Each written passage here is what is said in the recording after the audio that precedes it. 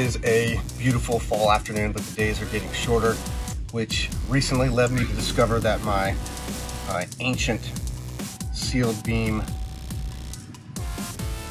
H4 7-inch round headlight had gone kaput. So I figured it was a good time to consider an upgrade. As you can see, I've got some fancy new LEDs. I didn't really go overboard. I just wanted something with low power draw to keep the load on the electrical system down as much as possible. So I just bought this set off Amazon for 75 bucks. No frills. It had the exact same connector, so it was a straight up replacement. And I installed it off camera, obviously. They still need to be adjusted, so I'm gonna do that here in a minute. But I did wanna show you guys how I went about upgrading the electrical system. I did do-it-yourself relay kit for the wiring. I added a fuse panel, and let me just show you exactly what I did as far as that goes. And then after that, I'm gonna put the hard top on, and I'll be all ready for fall. Okay, so it might be a little tricky to see everything, so I'll try to point out what I've done best as I can here. But you can see I kind of took the area where I removed all the emissions relay, and I've replaced that with this very generic fuse panel. And I bought this off Amazon, I think for about 15 bucks. Maybe it was less than that. And it's got, I believe it's got 6 positions for fuses, for the regular blade fuses, and then 2 for spare. And it's got a nice mounting block for a primary hot input, and then a primary ground, which I've just bolted the ground to the chassis. And then the hot wire, I ran a nice 8 gauge. Let's see if you can even see. And essentially, it goes back and it bolts to the lug on the back of the alternator, which is connected directly to the starter, which is connected directly to the battery. So it's kind of essentially a direct line to the battery. And that's a nice big 8 gauge. I've also put that same 8 gauge from the starter, and that's my brown wire replacement. So that actually runs up and comes into the cockpit. And I still have an 8 gauge brown wire fix. Now a new 8 gauge is coming to my new fuse panel. And so now I have a nice fuse panel I can use to power my headlights now, instead of using the old fuse panel in the cockpit. So, so I started with that. I got that wired up nice and hot. And then I used that to power my headlights. So what I've done is simply ran those to some very standard, you can see them over here, 12-volt automotive relays. I got a 4-pack, another Amazon purchase for roughly, I don't know, 12 bucks, I think, for 4 of them. So I'm gonna do one for high and low, one for high, one for low on the left, and then I'll do the same thing on the right side. And essentially, I wired it real nice. I've got soldered all my connections. I've put nice, I soldered in all my connector points and got it screwed in nice and tight. And I decided to use the existing headlight wiring as the trigger switch for the new relays. So the main power is going to come out of the fuse box, through the fuses, into the relay, and into the headlights. And then the existing, and if you can see the gray and brown, sorry, the gray and green wires here are the existing headlight wires. I just tapped into those, and those go to the signal wire for my relays.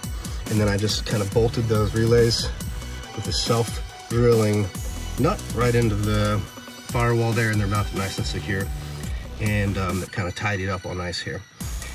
And that's pretty much it. And so that was the left side, and then I ran 2 more hot wires kind of around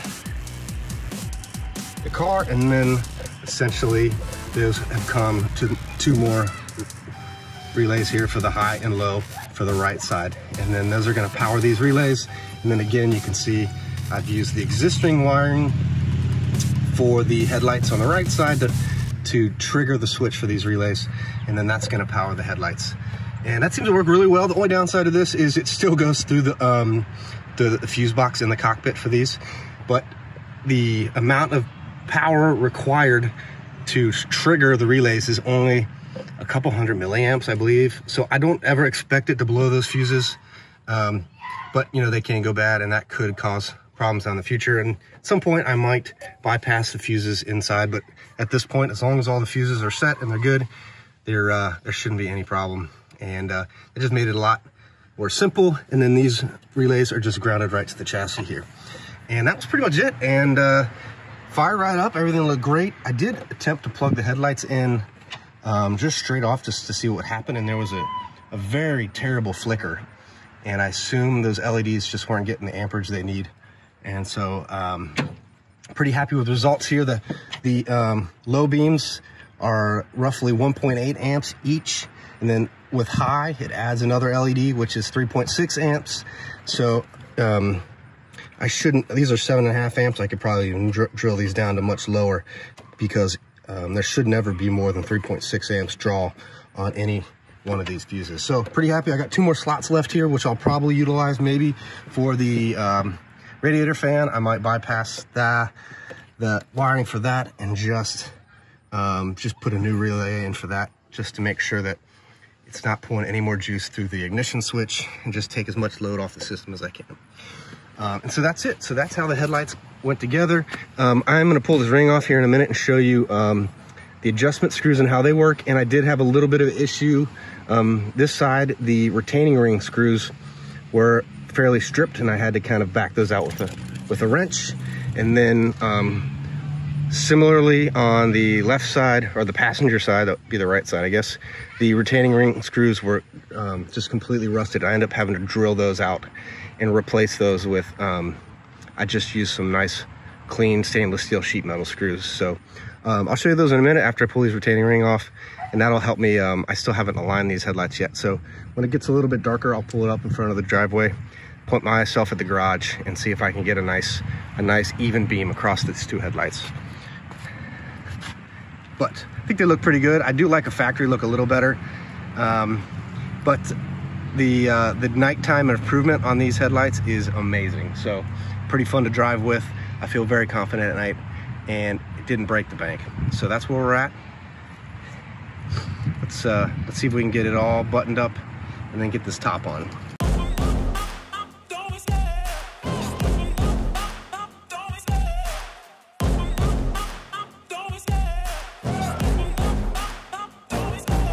Love the chase and the hunt, and I set the pace when I'm running. I always take what I want and I always give it 100. Don't need a bank, no I'm funded. Play the game like it's nothing. I'm always thankful for something. Don't take for granted, stay humble. Now wake up! So this factory Pininfarina hardtop, I would say, is in fair to good condition. The top is really nice, but there's a few little dings in it. The glass is awesome. Looks a little dirty right now. It is missing this trim on this side. There's a little chrome accent there that's missing, unfortunately.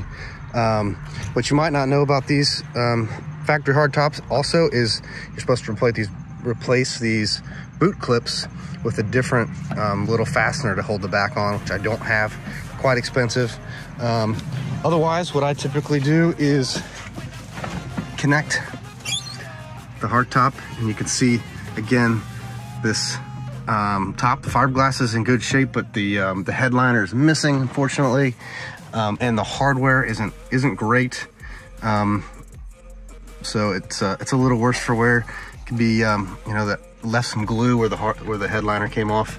So I go ahead and do the traditional latch for the top. That's the same as the soft top. The seals on this one are pretty rough. They're starting to fall off a little, but those could be replaced relatively easily.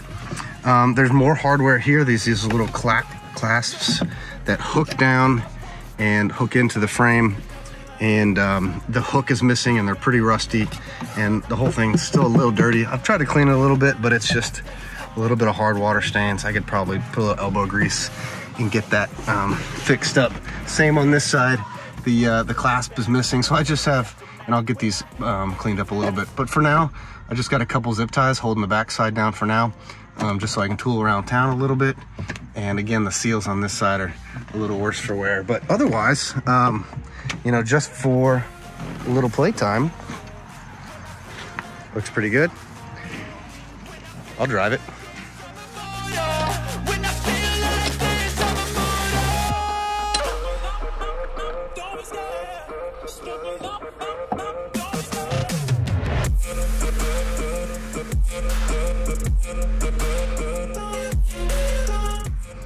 Okay, so behind the decorative trim ring, you'll see that there's this retaining rim, And you can see I had to replace the screws on this side. I did the same with the other. This one has a nice little hex head screw, so that's gonna be a little bit easier to get off, less likely to strip, won't have the same problem.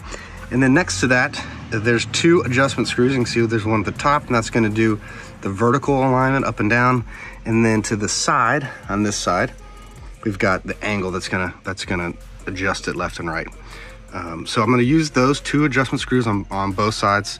And then I've done just a real generic, I used a string to get a center point, and then I've got kind of a left and right mark on my garage door, and then I'm gonna fire it up and get a good approximate angle. I don't want these too high. I know they're pretty bright. I'm not gonna wanna be blinding anybody going down the road. So I'm gonna get those kind of squared away, centered up, and away we go. Yep, I think that will do. All right, let's take it for a drive. The Lord said, let there be light. Ooh. That looks good. Let's see how the brights are. Oh. Can't really see it on the video, but they look good. All right, I'm gonna drive around a little. I like it.